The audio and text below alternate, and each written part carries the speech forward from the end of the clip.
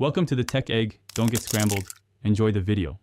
In this video, I will show how to make macaroni cheese.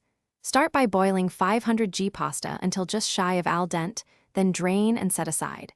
Make a roux with 50 g butter and 50 g flour, whisking for 1 minute to cook. Gradually add 600 ml milk and stir until thickened. Fold in 250 g mature cheddar and season with salt, pepper, and a pinch of nutmeg.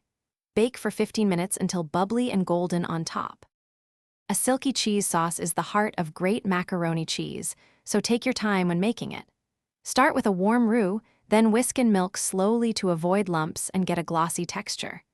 Remove the sauce from heat before adding cheese so it melts smoothly and stays creamy. Season carefully with salt, pepper, and a little nutmeg to brighten the flavor without overpowering the cheese. Customizing your macaroni cheese is where it gets fun and personal.